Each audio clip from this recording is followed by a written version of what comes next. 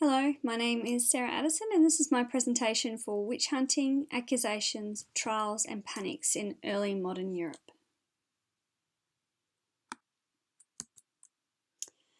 Okay, to start off my presentation I'd like to look at defining what a witch was during early modern Europe, what their characteristics were, their behaviours, what sort of crimes they were convicted of, etc. And then from there I'd like to move on to the trials and executions with reference to the Pendle witch trial.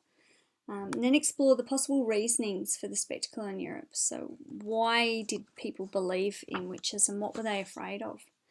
And then I'd like to cover the decline in witch hunting. How did it come to an end?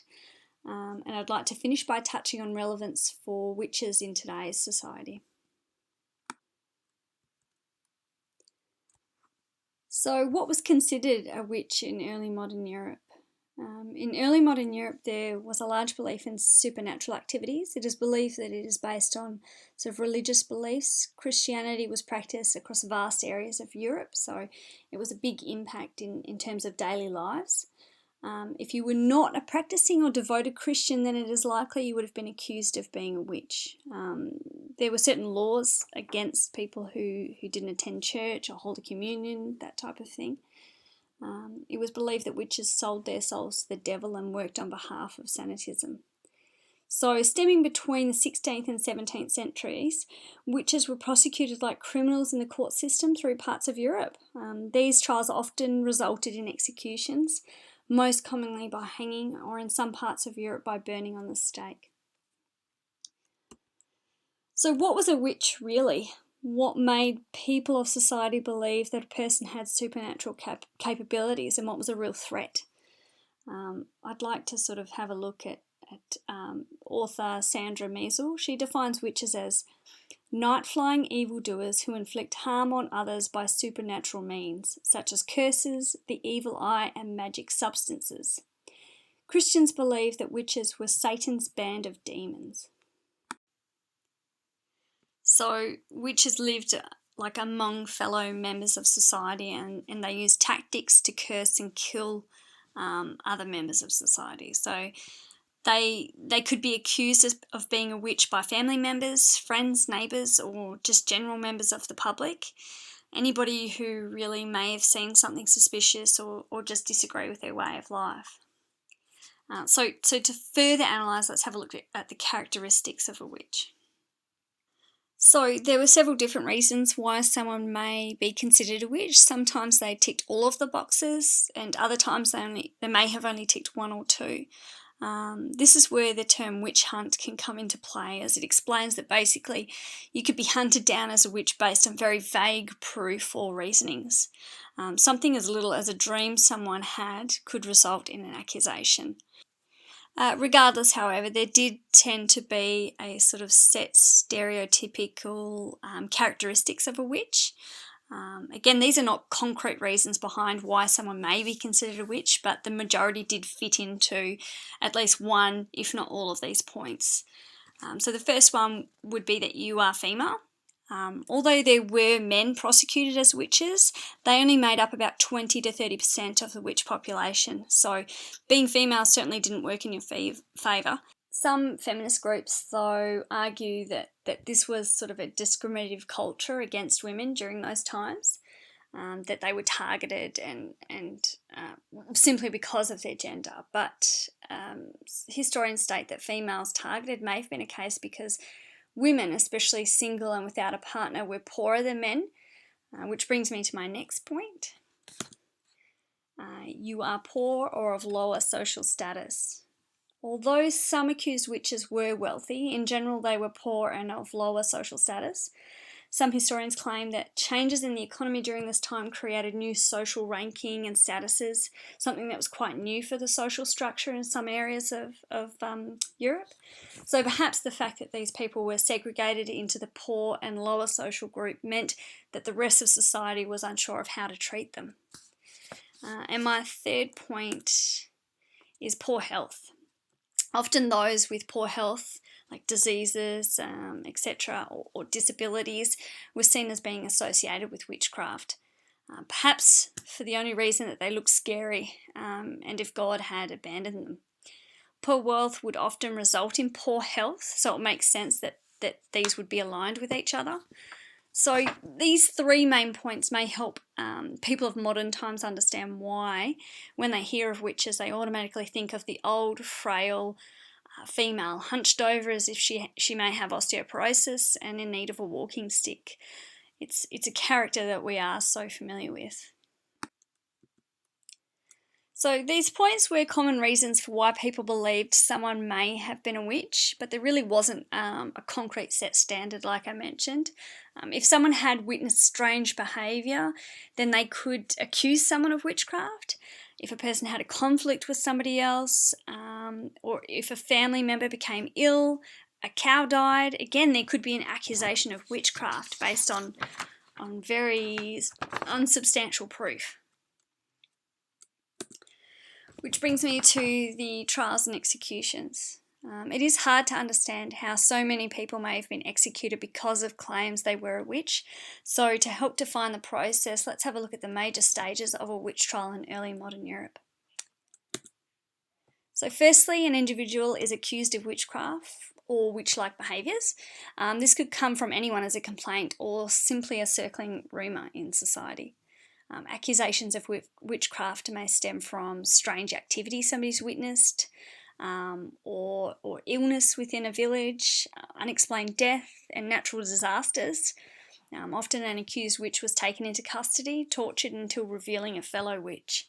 So this, of course, had like a dominoes effect and could be the primary reason behind an ongoing belief that witches were in fact real, and why so many executions took place is that these witches were being tortured and in a sense, giving each other up to escape torture and to escape cruel deaths. Okay, so once the courts decided an accusation was reasonable, they would begin gathering evidence. Understandably, this could be quite difficult to gather evidence against a witch. So authorities would practice torturing activities to ensure the witch admitted, giving them sufficient evidence. It was also common practice to obtain witnesses who may have heard or seen something suspicious. If an individual had an ongoing conflict with someone, this could be detrimental in their case.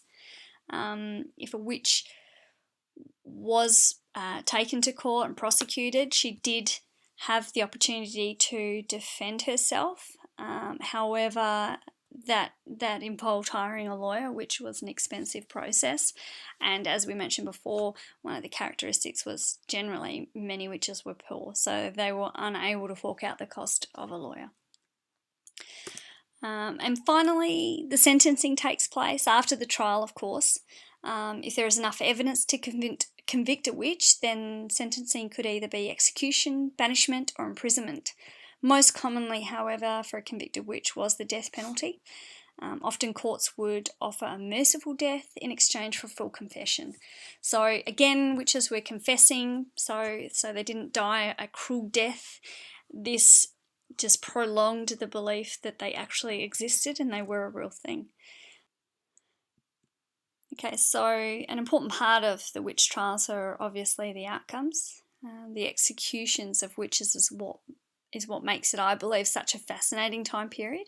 The fact that so many people believe so strongly that witches were a threat to society and endured very real things would have impacted the lives of so many people in such devastating ways. In reality, you could connect the executions to such events as the Holocaust, where people of certain race or religion were segregated and executed.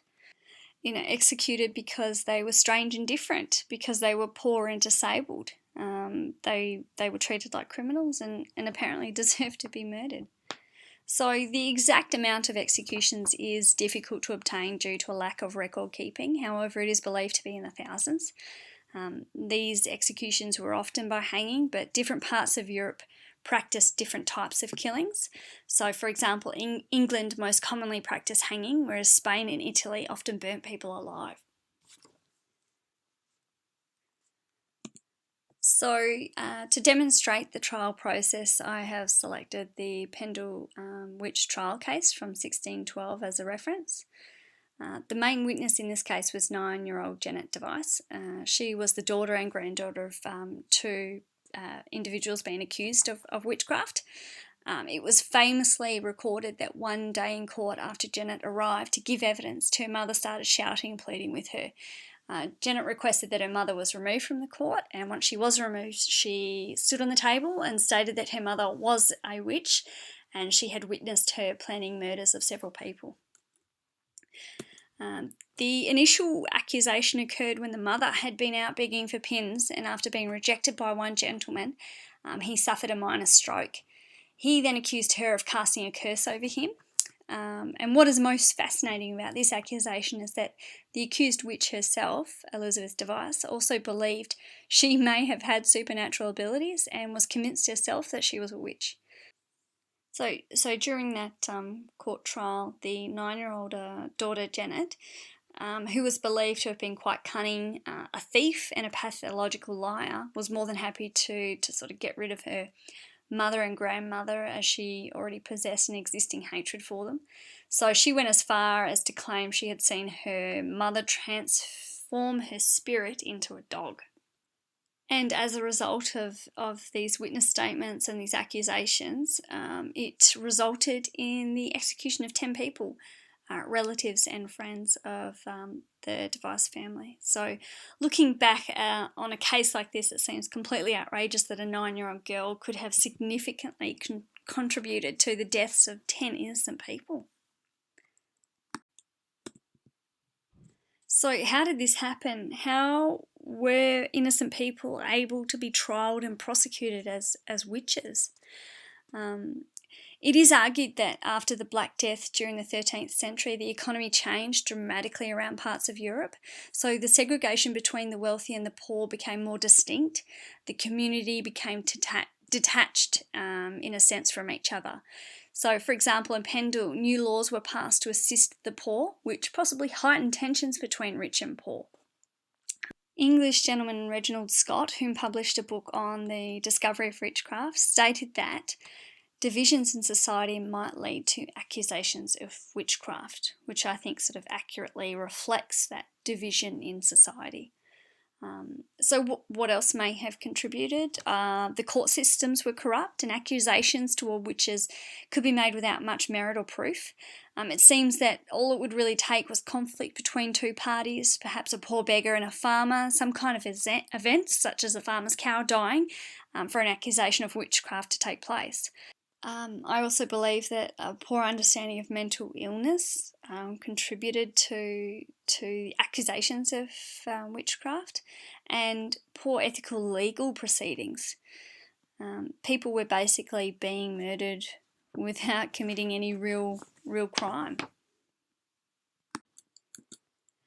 So we've looked at how strongly early modern Europe pursued witch hunting and executions, but how did this spectacle decline and, of course, eventually fade out as a real issue in society? There isn't really an exact moment or change that occurred in terms of ending witch hunts and trials, like the winning of a war or anything like that. It came more as a slow and gradual change.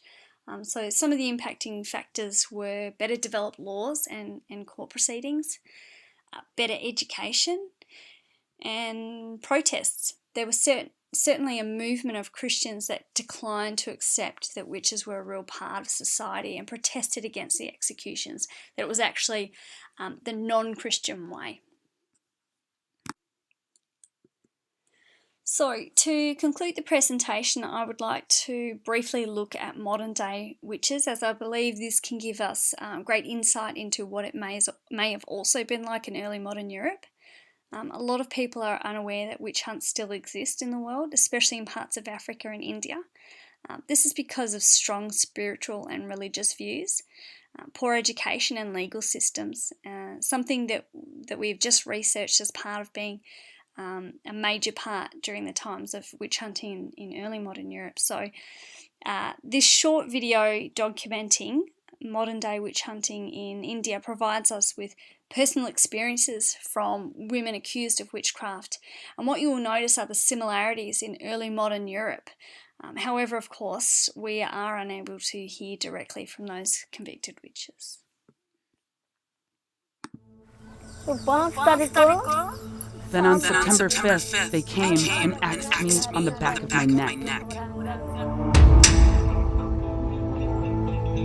India, witch hunting is not a part of history. 2,100 people have been accused of witchcraft and have been killed.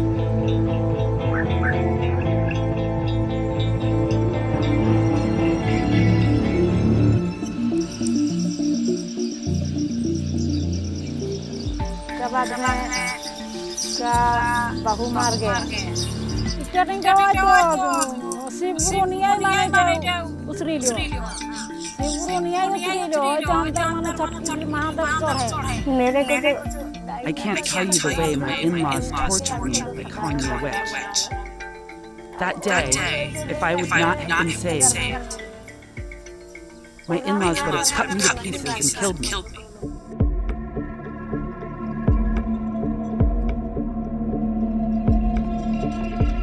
I said, when all of you have already branded me a witch, then what is left for me to say? Then, on September 4th at 8 p.m., they brought human waste. They brought it and made me drink it. They said after drinking human waste, a witch is cured.